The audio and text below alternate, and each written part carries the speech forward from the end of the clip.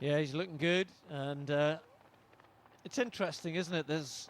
Because we tend to think in racing, you get into your 30s and then your late 30s that you're sort of past your best. Well, you might not run personal best, but you still got a lot of experience to offer in this type of race. And that's something which I think counts for a lot here. Look at that beautiful backdrop there. And they know that when they cross the water, that they really are into the latter stages. So this is an enjoyable part of the course, but it's a tough part of the race.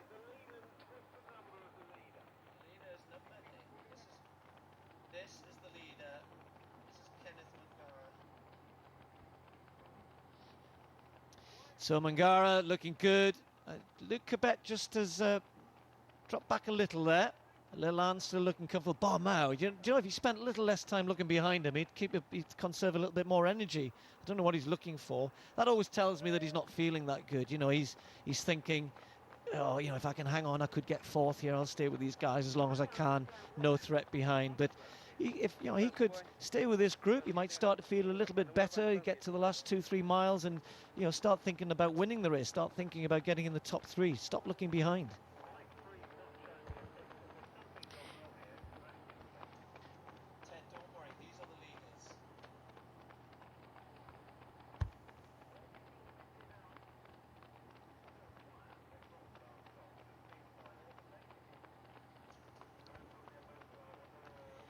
And so just confirmation there of your leaders in the graphic. Kenneth Mungara ahead of Leland, Kibet in third, and Samson Barmau just behind them. As Steve was saying, if Samson Barmau spent a little less time looking over his shoulder and looking ahead to the leaders in front of him, he may make a break for it later on. But as it stands right now, this is the group of leaders in the men's elite.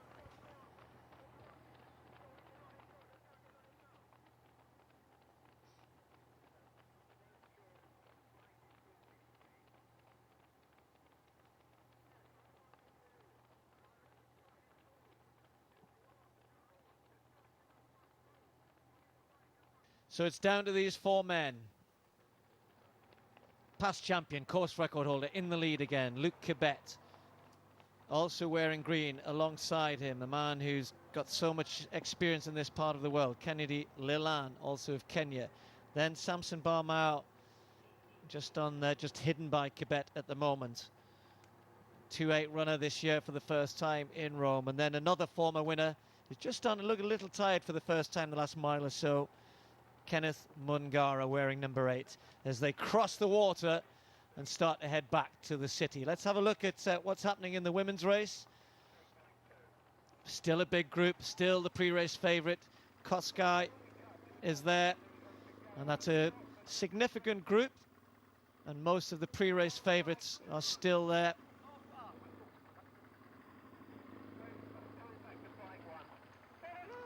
Well, we'll catch up with them as soon as we can, but this is interesting, Uday. Now, what you're looking for now is, you know, relaxed. Look at the face.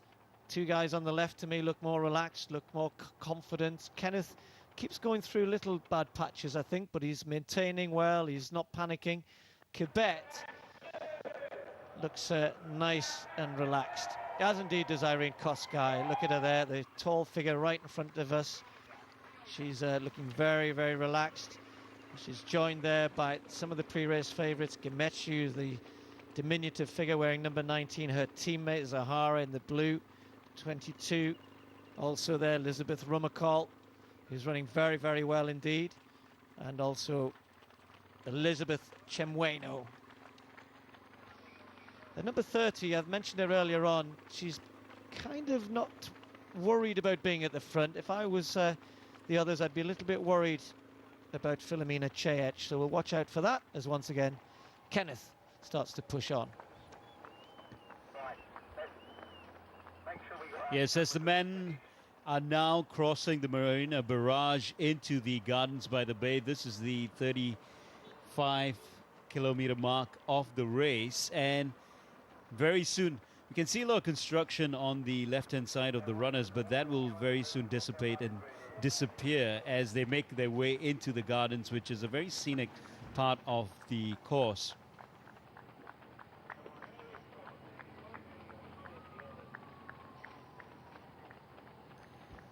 The leaders now running very metronomically and very much in rhythm as we take a look at the 4 men who could possibly, and one of the winners could possibly come from this group of men.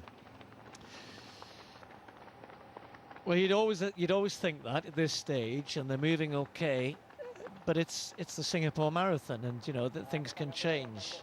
And the chase group aren't that far away. The last time I saw it was Nekatibebe was leading the chase group. But when we get a split through the 35-kilometre point, we'll get the 35, there it is, 35-kilometre point.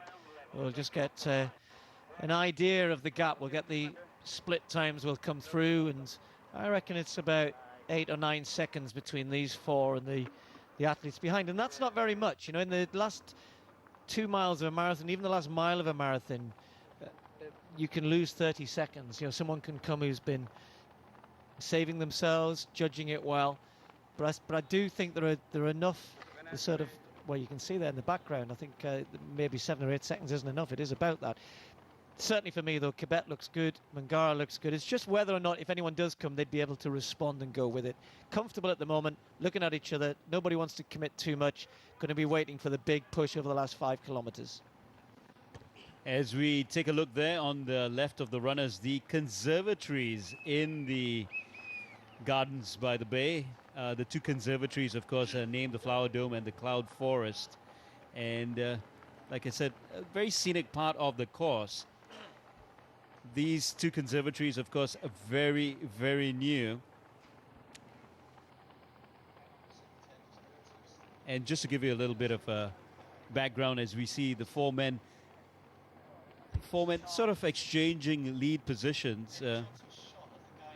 It's worth telling you a little bit about the Flower Dome and the Cloud Forest if you've never visited Singapore. Well, this is interesting because we're now getting a bit of a chase on here to that leading group. It's not far, is it? Those 4 have now only got about 7 or 8 seconds. And that gap may well change. That gap may well find itself diminishing, and these 4 need to keep an eye on that. Kenneth Mangara and Luc Quebet pushing things along. Well, but these 4 might not have it all to themselves. They keep looking at each other, and that's always a danger. You know, if you think it's between you 4 and you've seen this happen before, you concentrate on the guys around you. You're not really aware of the fact that there's a chaser, and then all of a sudden the group of 4 becomes a group of 5, and you've got someone else to contend with.